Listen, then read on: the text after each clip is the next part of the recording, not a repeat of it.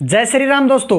एक ऐसा शख्स जिसका ये प्लान है कि वो पुलिस की नज़रों में अपने आप को मरा घोषित करके कानूनी रूप से कि वो मर चुका है, उसके बाद में उसका ये प्लान कि मैं आराम से जिंदा घूमूंगा, अपना पूरा का पूरा आइडेंटिटी चेंज कर लूंगा, फेस चेंज कर लूंगा और हुलिया चेंज करके आराम से घूमूंगा और जो नाबालिग लड़कियां हैं उनका रेप करूंगा, ऐसे ही मतलब क्राइम करने का उसका प्लान। और उसने ये काम कर दिया। आखिर कैसे उसने ये कामयाबी हासिल की कि वो अपने आप को मरा साबित कर दिया और आराम से देहरादून में घूम रहा है, मस्ती कर रहा है, लेकिन उसकी छोटी सी गलती और वो पकड़ा गया।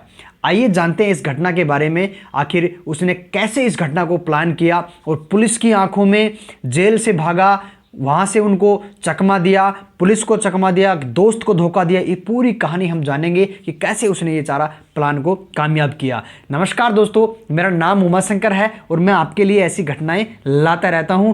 आप मेरी वीडियो कहां कहां से देख रहे हैं, अपना नाम और गांव का नाम जरूर लिखें ताकि अगले वीडियो में हम आपका नाम जरूर ले सकें। अगर आपका कोई बर्थडे या विशेष हो तो भी आप बता सकते हैं।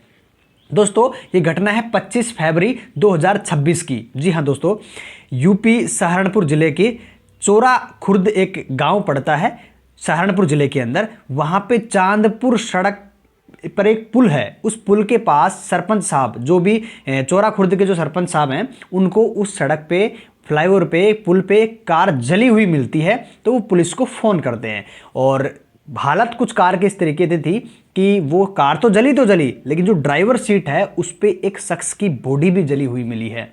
अब उस लड़के का प्लान यहीं से शुरू हो जाता है। कहानी में बड़ा इंटरेस्ट आने वाला है आपको। जब पुलिस के पास फोन जाता है तो लोकल पुलिस वहां पे आती है और मौके पर पहुंचती है तो पता लगता है कि वास्तव में एक एल्टो कार है जो जल चुकी है और उसके अंदर एक डेड बॉडी पड़ी हुई है जो भी जल चुकी है। जो ड्राइविंग उसको कर रहा था वो भी मर गया है।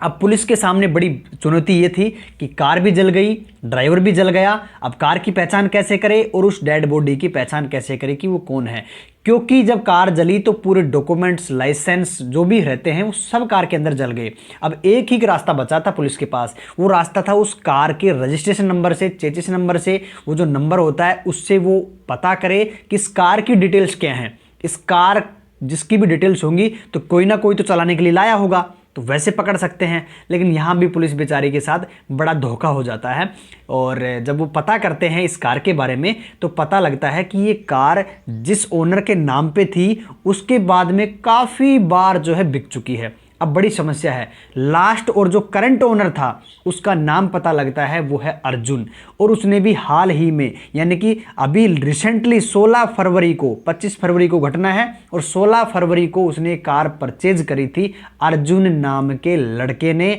और अब पुलिस को यह अंदाज़ा हो जाता है कि हाँ, हो सकता है कि अर्जुन ही हो, क्योंकि अर्जुन की कार है तो अर्जुन ही चला रहा होगा और किसी न किसी टेक्निकल इश्यू के कारण कार में आग लग गई होगी। क्योंकि पीछे भी एक केस आप लोगों ने देखा होगा कि सिलेंडर किट जो सीएनजी किट है वो फट गया, बाकी लोग बाहर नहीं निकल सके और उनकी डेथ हो गई। ऐसा ही केस उन्होंने समझा, लेकिन उन्होंने सोचा कि हो सकता है कि कोई कार को और भी तो चला सकता है, उधार मांग के या फिर थोड़ी बहुत देर के लिए दोस्त भी चला रहा हो, कोई भी हो सकता है, रिश्तेदार भी हो सकता है। तो कैसे साबित करें कि अर्जुन ही है?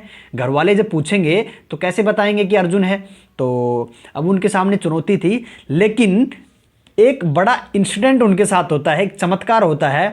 एक लड़का आता है और थाने पहुंचकर एक लड़के की गुमशुदगी की रिपोर्ट लिखवाता है और कहता है कि साहब, मेरा नाम विजय सागर है और मैं सहारनपुर ज़िले का रहने वाला हूं और मेरा भाई गायब है। तो उन्होंने पूछा कैसे गायब है और क्या नाम है? तो उन्होंने कहा मेरा भाई का नाम अर्जुन है। तो पुलिस चौंक जाती है जैसे ही अर्जुन का नाम सुनती है कि ये लो जी, खुद ही आ गया। तो बोला कि कब से गायब है? बोला जी 24 तारीख से गायब है और गाड़ी लेके निकला था, कार लेके घर से निकला था और अभी तक वापस नहीं आया। बोला कोई काम से जा रहा हूं।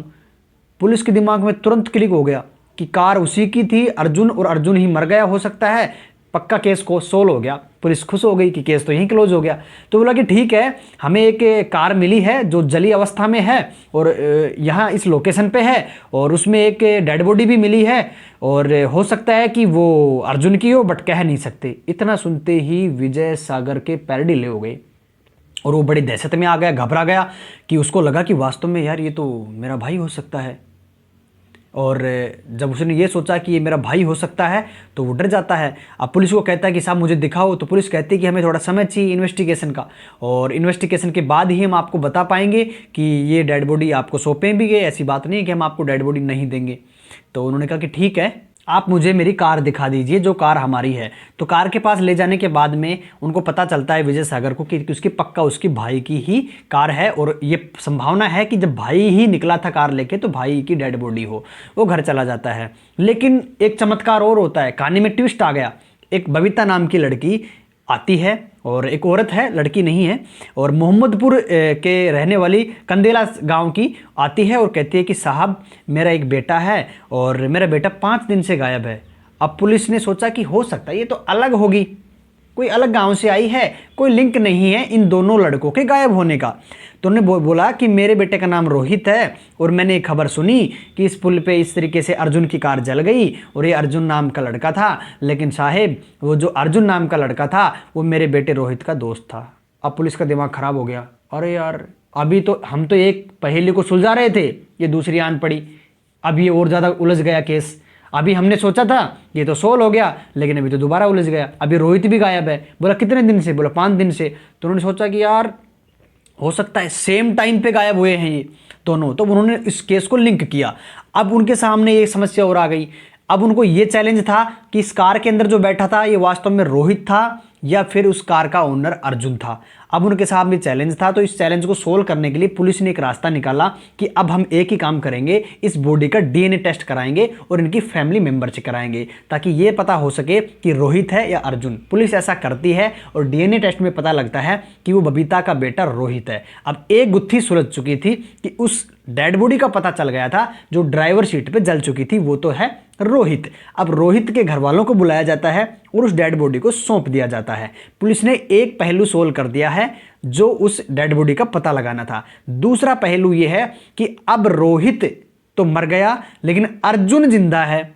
अब वो जिंदा है या मिस्ट्री केस तरीके से, चमत्कारिक तरीके से वो गायब है, ये नहीं पता।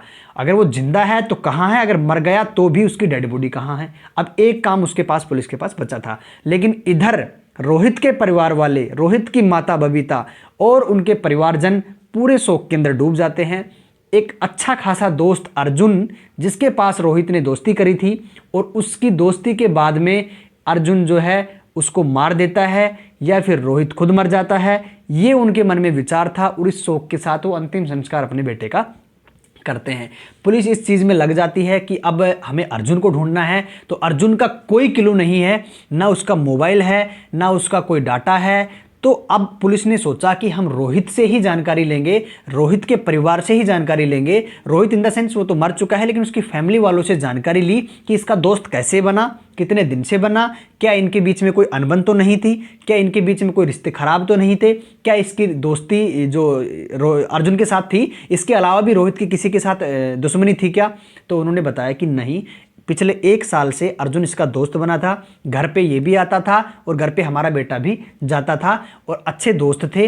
रोहित को अर्जुन ने 1,60,000 रुपए उधार भी दिए थे, जो ये लौटा नहीं पाया था अभी। तो पुलिस के दिमाग में मैसेज जाता है कि हो सकता है कि पैसों के बदौलत ही उसने इसको मार दिया होगा। लेकिन पुलिस के दिमाग में ये सवाल दोबारा से भी उठता है कि अपने ही पैसे वसूल करने के लिए, उसकी हत्या करने के लिए अपनी कार क्यों जलाएगा। 1,60,000 तो वैसे भी डूब रहे थे, अपनी कार का भी क्यों नुकसान करेगा, क्योंकि जब कार भी नुकसान हो गया और जब वो मर गया तो पैसे भी चले गए, तो डबल नुकसान नहीं कर सकता। अब उनको और ज़्यादा पहेली उलझ गई कि अब ये कैसे हो सकता है। तो उन्होंने सोचा कि इसके साथ तो कोई रिश्ते खराब नहीं थे, चलो एक काम करते हैं, अगर तो अर्जुन जिंदा है तो अपने माता पिता, भाई बहन, किसी न किसी से तो कांटेक्ट कर रहा होगा।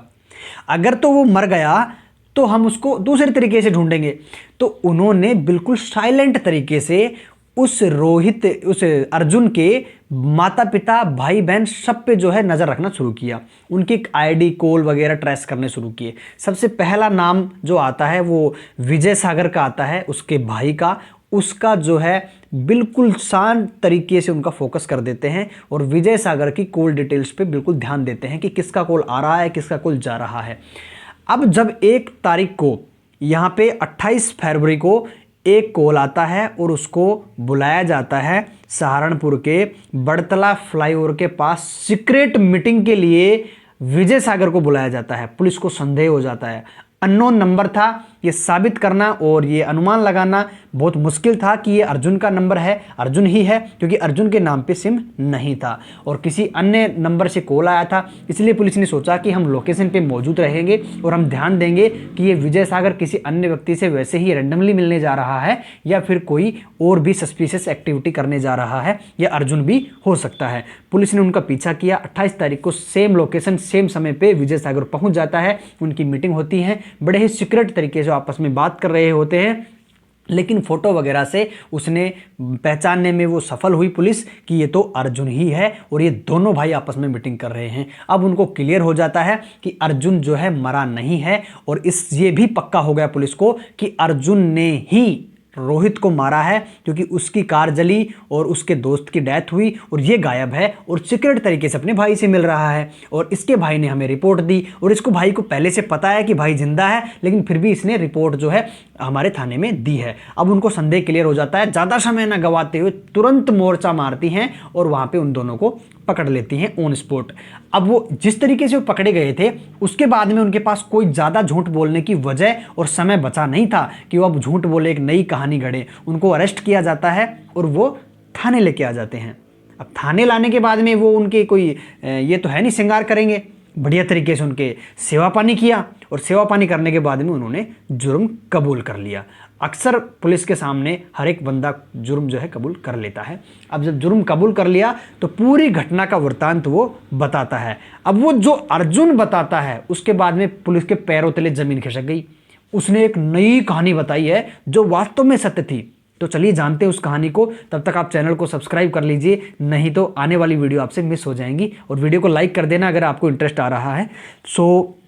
वो कहता है कि सर 2024 के अंदर मैं देहरादून में रहता था और देहरादून में वहाँ पे रह के काम करता था, लेकिन मैंने हवस के चक्कर में आके मैंने एक नाबालिग लड़की के साथ दुष्कर्म कर दिए थे, जिसकी बदौलत मुझे वहाँ पे 1 साल की कैद हुई थी। और उस कैद होने के कारण मैं बहुत डर गया था और वहाँ पे मैं एक बंदे से मिला जो उस कैद के अंदर, उस जेल के अंदर मुझे मिला, जिसका नाम यहाँ पे सारिक था, जो एक क्रिमिनल है। और एक सारिक क्रिमिनल जो है वो किडनैपिंग के केस के अंदर था, बंद था। और वहीं पे एक रोबिन नाम का लड़का भी उनके साथ मिलता है और वो उसकी स्टोरी जो है अर्जुन सारी बताता है कि मैं ऐसे नाबालिग लड़की के साथ गलत काम करके यहाँ पे आ गया हूँ, अभी तो 1 साल के लिए आया हूँ और केस आगे चला और डिफाइन हो गया तो मुझे उम्र कैद की कारावास भी हो सकती है।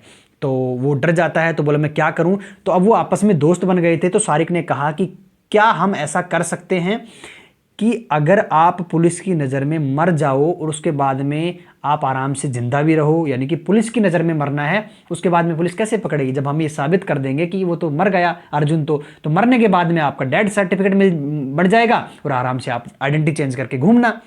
अब ये बात उसके दिमाग में क्लिक कर जाती है कि ये तो पक्का बढ़िया बात है कि यार मैं मरा हुआ घोषित कर दूंगा और आराम से घूमूंगा, मेरे को कोई नहीं पकड़ सकता है। और ये बात उसके दिमाग में बैठ गई तो वो सोचा कि अब मुझे बाहर जाते इस पे काम करना है। अब अर्जुन बाहर आता है 1 साल बाद, लेकिन उसके दिमाग में वो आइडिया, वो विचार, वो जन्म ले चुका था और अच्छे तरीके से दिन प्रतिदिन प्लानिंग किए जा रहा था कि कैसे करना है। बाहर रहते एक लड़के से मिलता है जिसका नाम रोहित होता है, उससे दोस्ती करता है। दोस्ती धीरे धीरे आगे बढ़ती है, दोनों को एक दूसरे पे विश्वास हो जाता है। अब खिलाने और पिलाने वाला प्रोग्राम चालू हो गया, अब और ज़्यादा उनकी दोस्ती बढ़ गई। अब धीरे धीरे वो पैसे भी देने लगा रोहित को, यानी कि अर्जुन ने रोहित को पैसे दिए। धीरे धीरे करते करते 1,60,000 का कर्जा रोहित पे चढ़ा दिया। अब वो बिल्कुल एकदम विश्वासी बन गए थे और अब एक दिन वो समय आ गया कि उसने इस काम को प्लान करने का सोच लिया। अब अर्जुन आता है, सारिक आता है, रोबिन आता है और रोहित को कार में उसी फ्लाईओवर पे जो मैंने आपको बताया था कि जो चांदपुर सड़क के पुल पे, वहाँ पे बुलाकर और उनको शराब पिलाई जाती है। अब बाकी 3 लोग कम दारू पीते हैं, कम शराब पीते हैं, लेकिन रोहित को ये प्लान सक्सेस कराने के लिए ज़्यादा दारू पिलाई जाती है और उसको नशे में धुत कर दिया जाता है और उसके बाद में उसको मार के वहीं पे उस गाड़ी के अंदर छोड़ दिया जाता है और आग लगा दी जाती है और वहाँ से वो फरार हो जाते हैं। अब ये काम करने के बाद में वो तुरंत वहाँ से इमीडिएट भाग जाता है और सारी को रोबिन भी भाग जाता है और वो खुद रोहित जो है देहरादून चला जाता है। ये सोच के कि ऐसा सोचेंगे लोग, इसको तो इसके घर वाले रिपोर्ट दर्ज कराएंगे कि वो गुम हो गया, ये हो गया, लेकिन मेरे को ऐसे सोचेंगे कि इसकी कार थी, इसकी कार में खुद ही जल गया, पुलिस को कोई सबूत भी नहीं मिलेगा, डेड बॉडी भी नहीं मिलेगी और वो तो जल चुकी होगी, बिल्कुल राख हो जाएगा सब कुछ, तो कुछ नहीं बचेगा और मैं आराम से भाग जाऊंगा। उसने ऐसा सोचा कि जैसे हम शमशान घाट में संस्कार करते हैं तो उसमें राख बचती है, कुछ नहीं बचता है, तो ऐसे ही मेरा भी सब कुछ खत्म हो जाएगा और हम रोहित को ठिकाने लगा देते हैं। ये करके वो चले गए, लेकिन बस एक छोटा सा क्लू कि उसका रोहित की मम्मी का वहाँ पे आना और यहाँ पे उसकी जो जांच हुई तो रोहित पता लगता है, उसके बाद में से पुलिस को और संदेह हो जाता है। लेकिन छोटी सी गलती पता है क्या थी? रोहित का अपने भाई को कॉल करके ये कहना कि आप चले जाओ और मेरी गुमशुदगी की रिपोर्ट आप लिखवा दो, ताकि मैं यहाँ पे ये हो जाए कि गुमशुदगी मर गया और पुलिस यहाँ पे आपको एक खबर देगी कि उसकी कार जल गई और वो भी जल गया और मैं मरा घोषित हो जाऊँ, उसके बाद में मैं आज़ाद। बस उनका आपस में भाई के साथ ये कॉन्टैक्ट करना और मिलना उसको यहाँ पे पकड़वा देता है। आप इसको ये गलती का नाम दें या भगवान के बनाए हुए सिस्टम का कर्म का फल का नाम दें कि कर्म कभी पीछा नहीं छोड़ता है, जिसने कर्म किया उसको फल और सज़ा अवश्य मिलती है, ये नाम दें। आखिर वो लड़का पकड़ा जाता है और उसने एक गलत काम को छुपाने के लिए दूसरा गलत काम किया, तीसरा गलत काम किया और इसका परिणाम भयावह ही होता है। कभी भी एक गलत काम को छुपाने के लिए या उसको मिटाने के लिए, ढकने के लिए दूसरा गलत काम नहीं करना चाहिए। वो अगर उम्र कैद जितने भी साल की उसको सज़ा होती वो काट लेता तो कम से कम एक दोस्त नहीं बिछड़ता, एक दोस्ती पे कलंक नहीं लगता, एक माँ का बेटा नहीं जाता। और लास्ट में परिणाम क्या मिला? उसको जेल तो तब भी जाना था, जेल वो अब भी गया। हो सकता है कि अब उसको फांसी भी हो। आपका इस केस पे क्या कहना है, इस दोस्ती पे क्या कहना है? ऐसे दोस्ती पे विश्वास करना चाहिए आज के समय में? और पुलिस के इन्वेस्टिगेशन पे आपको क्या कहना है? आपके पॉइंट ऑफ व्यू से आप अपना ओपिनियन ज़रूर शेयर करें। मेरी कहानी यहाँ तक है और ख़त्म होती है और मैं आपसे विनती करता हूँ कि आपको कहानी अगर अच्छी लगे तो आप अपनी कमेंट बॉक्स में राय ज़रूर दें और आने वाली कहानियों में आप बने रहें, इसलिए चैनल को सब्सक्राइब करें, परिवार का हिस्सा बने और आप अपना नाम और गाँव का नाम ज़रूर लिखें। Thank you so much. मेरा मन आपको इस कहानी के माध्यम से जागरूक करना था, आपको ठेस पहुंचाना कतई भी नहीं था। Thank you so much. Love you guys. मिलते हैं नेक्स्ट वीडियो में। जय श्री राम।